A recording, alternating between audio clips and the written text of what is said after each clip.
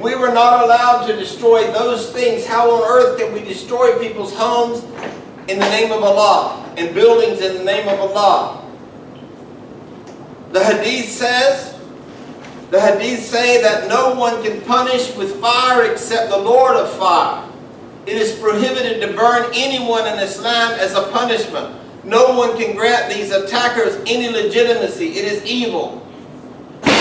Those people, those professed Muslims, that even wanted to take claim, whether the CIA did it, whether the building was imploded, there were people that called themselves Muslims that got on TV and said we were responsible for burning all these people.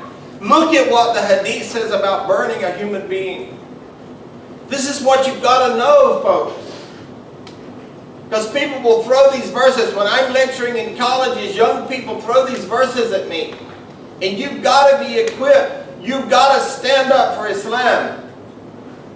You will be answered on the day of judgment. You will answer for how you defended your faith. Angry people do not know the true message of Islam.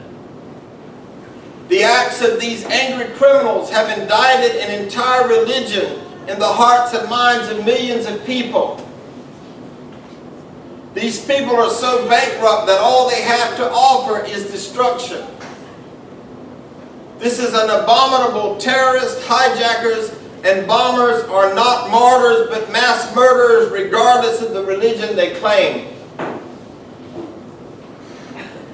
Christians in this country who blow up abortion clinics or kill abortion doctors are not considered Christians in the Christian community except by an extreme fringe. The sad part to me is that the extreme fringe in Islam is bigger than the extreme fringe in Christianity. And really and truly, if you look at it, a lot of Christians practice very, very moderately their Christianity of today. I can take many, many verses in the Bible that they no longer practice them. But here we have the Islam of truth, the Islam of Haqq, the religion, the final revelation. And some of us as Muslims cannot answer these questions. One of the worst crimes in Islam is brigandry, highway robbery, or today we'd say armed robbery, because it disrupts the sense of well-being and security among civilians. The security of people is also being undermined. Why? Because we don't have the knowledge to give them the right answer sometimes. And that means that we are part of the problem and not part of the solution. So in looking at the tafsir of this verse today, I beg you, I beseech you, I lovingly implore you to take responsibility so that you can, with beautiful words and eloquent speech, point out the flaws of their arguments.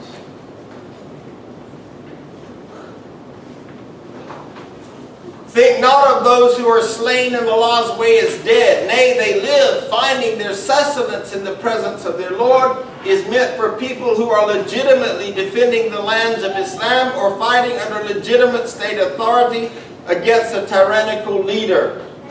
Not somebody that independently starts a little coup, or somebody who independently decides to strap a bomb around their waist and go out and do something.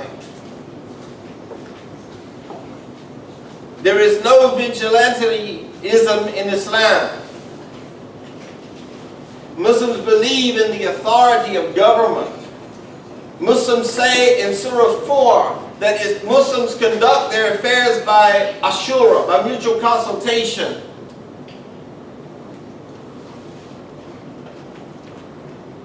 Imam Malik, an earlier Islamic legal authority, said that 60 years of oppression under an unjust ruler is better than 1 hour of anarchy. This is the true teaching of Islam. This is the spirit of a Muslim. We are living in an age of ignorance and enemy where we have lost social order. People are very confused and impoverished. What Americans are feeling now has been business as usual for Lebanese people, Palestinian people, and Bosnian people. They literally haven't had a voice. It's as if they don't exist. To this day, the Palestinian people are being destroyed, and the country doesn't even recognize it. But let one person strap a bomb around their neck and they'll blame the entire Islam. I meant their waist. These insane cycles of violence have to stop. We can't forget that we are now up against nuclear power. Folks, there's a power out there today that I promise you, you don't understand. Even if I have a nuclear physicist in here, I'll challenge you to really help the people understand what we're up against. Because these nuclear warfare that is available today will destroy us, destroy everything around us, destroy life in the soil. It's not like what it used to be, folks.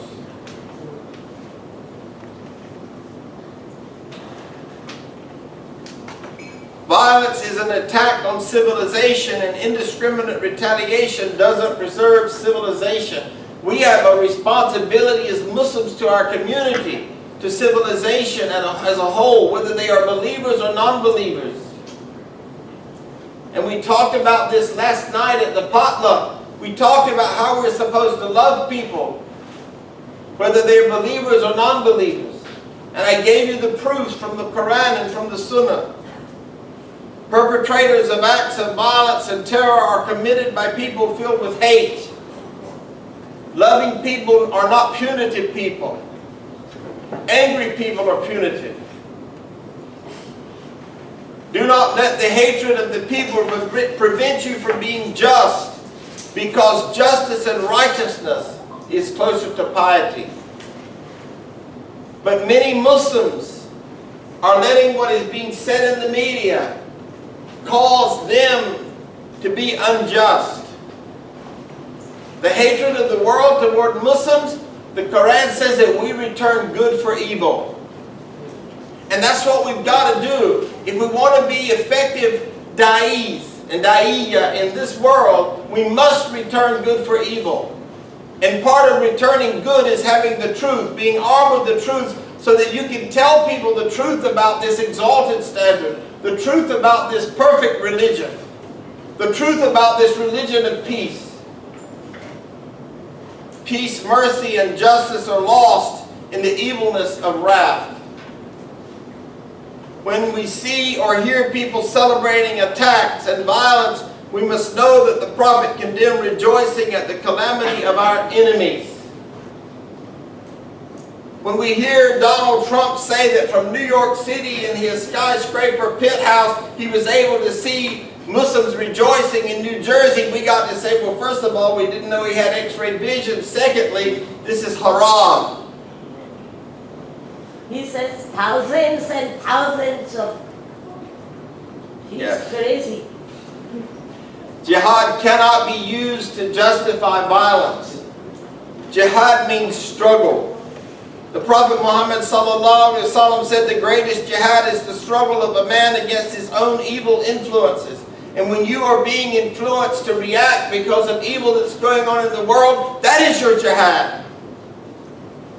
That is what you must deal with. It is also referred to what Christians call just war, which is fought against tyranny and oppression, but under a legitimate state authority. And you can ask any ordained minister that's been to seminary and he will tell you that this is the case. Shaheed is the Arabic word for martyr. It means witness. I want you to listen, folks, to what it means, because Fox and CNN are trying to tell you that it means something different. They're trying to tell you that it means somebody that died because they were violent, or they did some violent act, or they destroyed some people. These people are not going to be alive with Allah. These people are going to be punished in their graves. The martyr is the one who witnesses the truth and gives his life for it. In Islam it says, my living and my dying is for Islam. Does that mean I got to go kill myself? No, it means that from the very first breath when I say Ashhadu an la ilaha illallah wa ashhadu anna Muhammadan abduhu wa rasulullah, till I say it again when I'm dying. And I'm dying saying it. But not only am I saying it with my lips, I'm saying it with my life.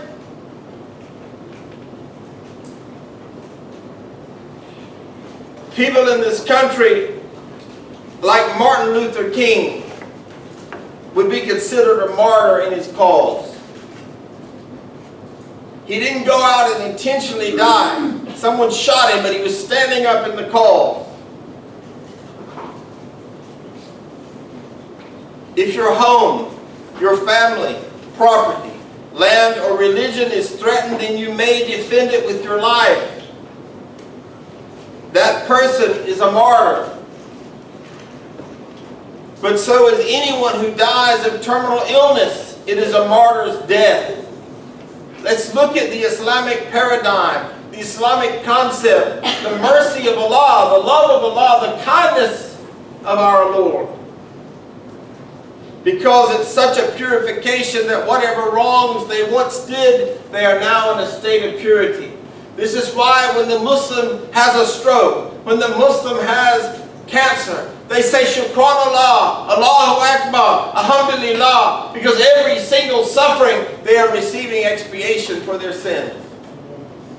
But that suffering is a gift from Allah. They're not creating that suffering. To my knowledge, no one can give themselves cancer. No one can say, well, I'm going to have a stroke today for the sake of Allah. The greatest martyr in the eyes of God is the one who stands in the presence of a tyrant and speaks the truth and is killed for it. See, we are standing in the face of tyrants. Are we speaking the truth? He is martyred for his tongue. It reminds me of back when I was in the prison system for 18 years, and I want to remind you as a chaplain, not as an inmate. I took a stand because people were telling lies about Islam. There were radical Muslims in the jail, and they tried to kill me. Weapons were found twice.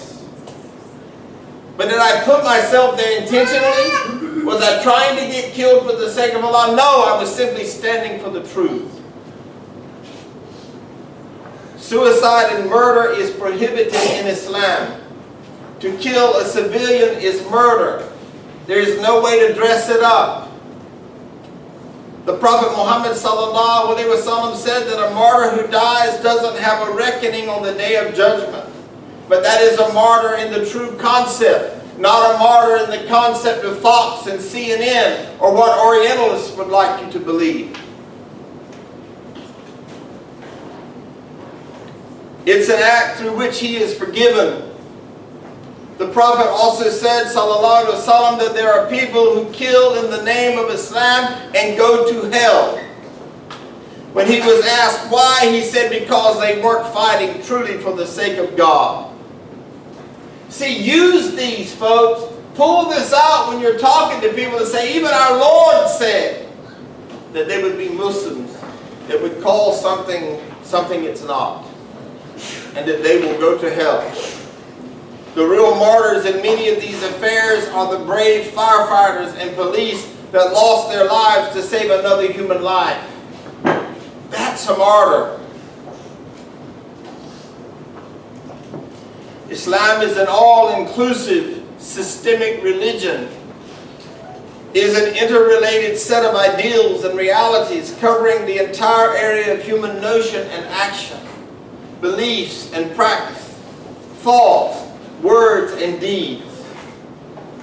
Islamic principles and concepts cannot be fully and properly appreciated unless they are analyzed and realized within the framework of Islam as a whole.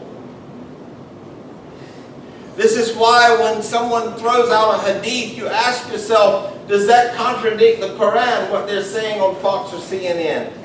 And then you write a letter to them and you say, this contradicts. You've done your part then. Don't expect that they're going to read your letter, but you've done your part. You've tried to correct. The concept of martyrdom, shahada, in Islam can only be understood in the light of the Islamic concept of holy struggle, jihad.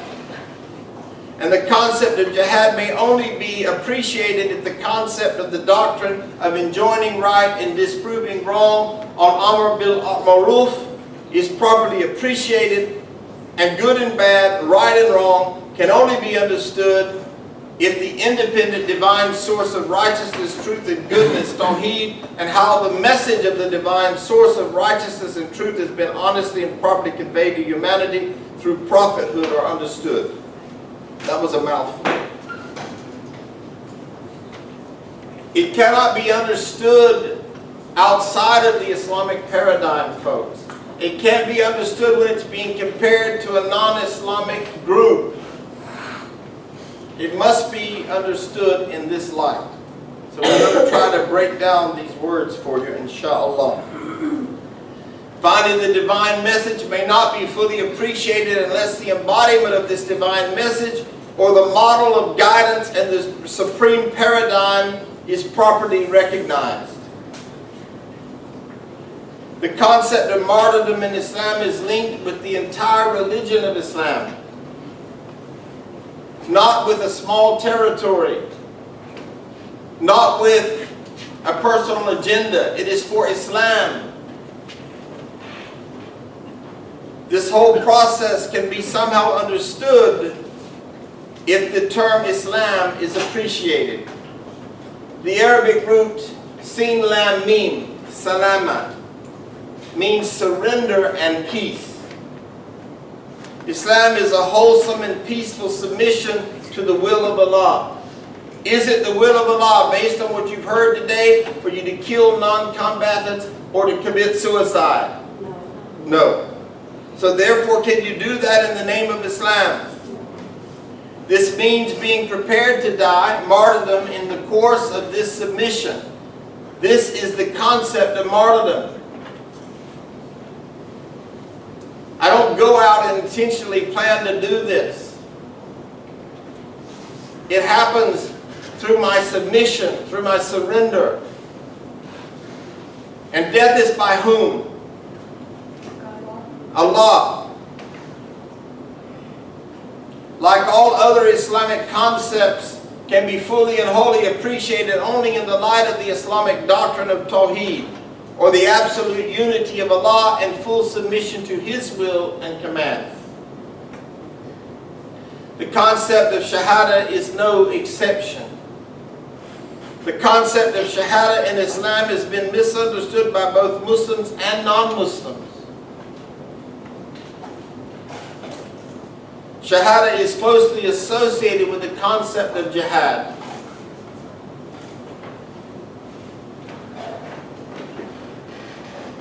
Most non-Muslim scholars intentionally or unintentionally have defined jihad as holy war and have misunderstood both jihad and shahada. War in Arabic is harb. Ha-ra-ba. Harb. Not jihad.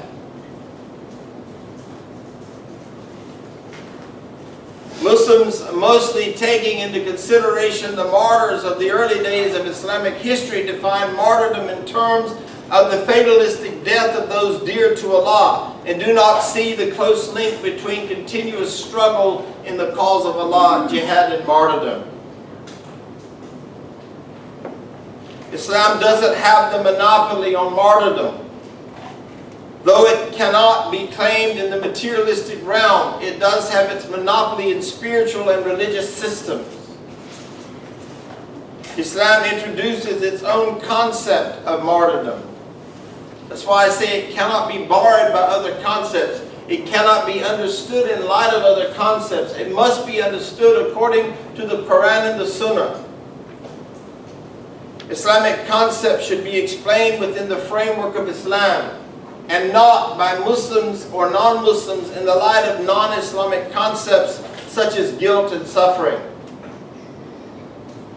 And we see this all the time. that the Orientalists and the newscasters are trying to explain it in light of their paradigm.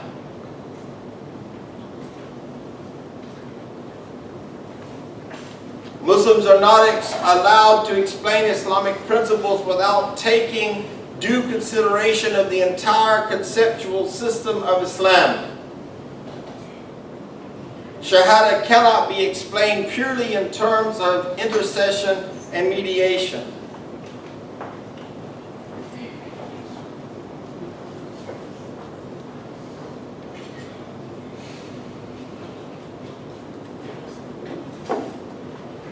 Early martyrs of Islam didn't volunteer for death to be able to intercede and mediate for sinners on the Day of Judgment.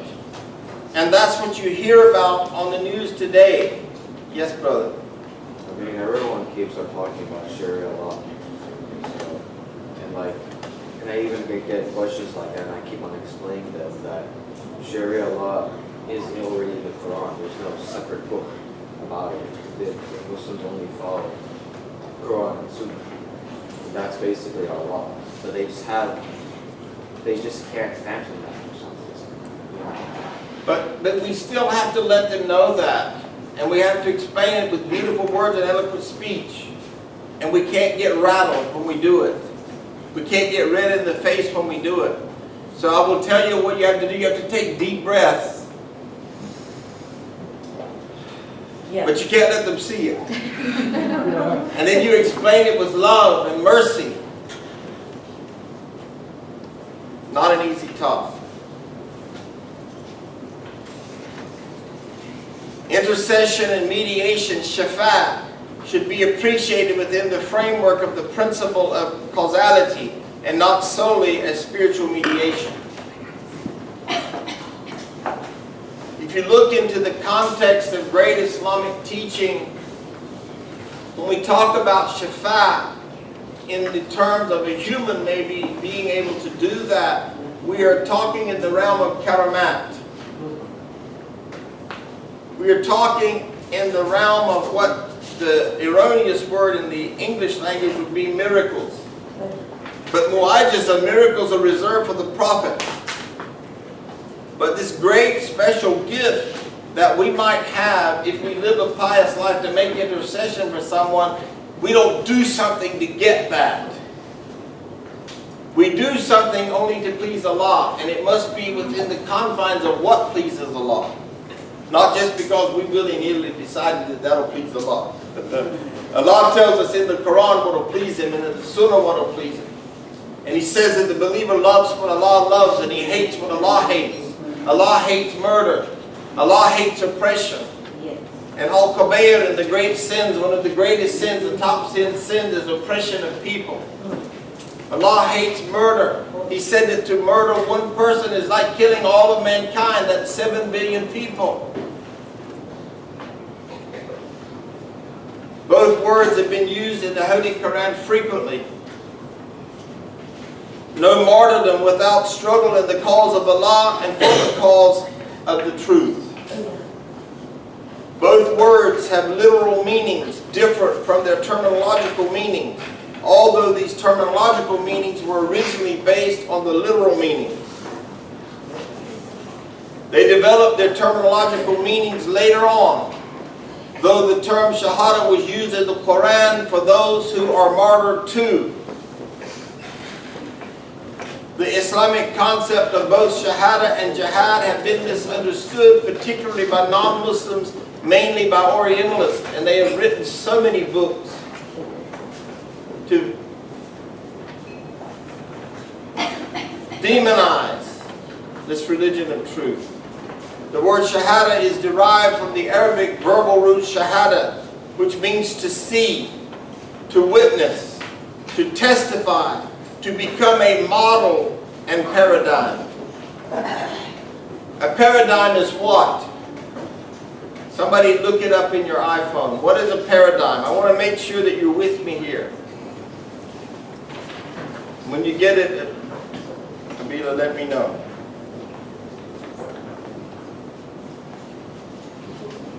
Example. It's an example, but it's based on what? Just somebody ask Syria. Define paradigm. Sorry, my phone's slow. Okay. When we get it, I want to share it with you. I just want to break it down for you. I want to make sure you really get this in the simplest to the most complex. A shaheed is the person who sees and witnesses, and he or she is therefore the witness, as if the martyr witnesses and sees the truth physically and thus stands by it firmly. So much so that not only does he or she testify it verbally, but he or she is prepared to struggle and fight and give up his or her life for the truth and thus to become a martyr. Yes? There's a typical example or pattern of something, a model.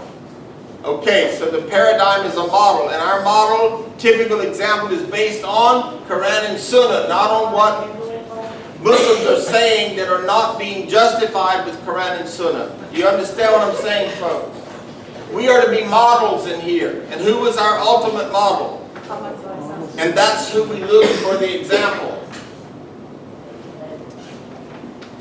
In this way, and by his struggle to sacrifice for the sake of the truth, he becomes a model, a paradigm, and an example for others worthy of being copied and worthy of being followed. That example and that model again is according to what, folks? Who said that? Did somebody say Quran and Sunnah? Alhamdulillah. Otherwise you're not a model, you're a mismodel or a dismodel. In this process, the key word is truth, haq. It's recognition and declaration, the struggle and fight for it, and the preparedness to die for its sake, and thus set the model for the seekers of truth. The goal, motive, and the whole aim is the establishment of the truth. Jihad is the means for establishing the truth. My life is a life as a jihadist, but not as Fox and CNN would say. And oh God, I'm sure the FBI might be checking me out this week after saying that. But they got to learn the definition according to Islam. The reason that I'm going to Eastern Florida State and to UCF is to be a beacon of light in the community with truth, according to what the Quran says. That's how I can say I'm going as a jihadist, but I promise I don't use those words. I'm using them in the context of this class today. Jihad is the means for establishing the truth and may lead to martyrdom. I am establishing the truth today for you as my Muslim brothers and sisters because I know that some of you don't know it. And I say that with love in my heart. I don't say it with any contemptuousness. I don't say it with any arrogance. I say it with love because I want you to know the truth.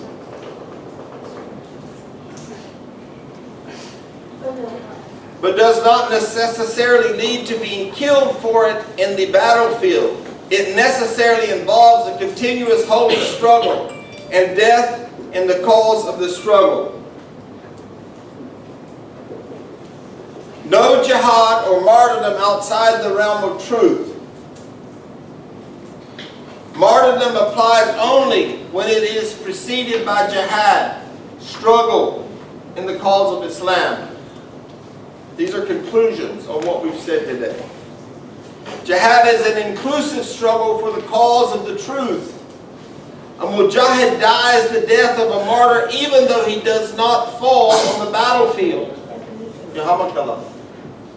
He dies as a martyr even though he is not killed, on the condition that he stays loyal to the divine truth and stands ready to fight for the truth and to defend it at all costs, even at the cost of his own life. He is a mujahid while he lives, and a martyr if he dies or is killed for it. A martyr establishes him or herself as a paradigm, as a model, as an example of Islam. And you can't be an Islam if you don't know the true meaning of these words. You will be misguided, and you will misguide others. Both shaheed, martyr, and shaheed, model, are derived from the same Arabic root, We are to be models of haq, models of truth, models of what the Quran and the Sunnah says. And no model murders people, and no model ties anything around their body and destroys himself.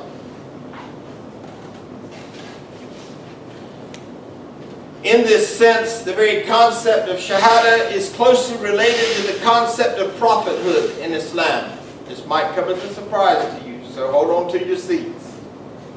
Both the martyrs and the prophets are regarded as paradigms. They are the typical example or model of something. In Islam, man needs guidance to the truth. The true guidance is from the whole truth. Allah, the source of truth and guidance. He who is guided, no one can misguide. He who is not guided by Allah, there is no guide for them. We say this in the khutbah of necessity before every speech. There is deep inner dimensions in the meaning of this when we say this. Since it is humankind or mankind, womankind, human beings, is to be guided, the guide should naturally be a human. So Allah sent to us over 125,000 prophets. Islam is the message from the source of truth, given to the messenger as the guidance for leading mankind to the truth. Guiding humanity requires leading humanity. And that is one of our responsibilities, is to lead humanity. I'm going to stop here today. Looks like. And we are on slide 1664. This will give everybody time if you'd like to pray at the masjid at 1 o'clock. I love you all for the sake of Allah. And let me ask you this. How many people learned something about Shahada today that you didn't know? Alhamdulillah. Okay, then we are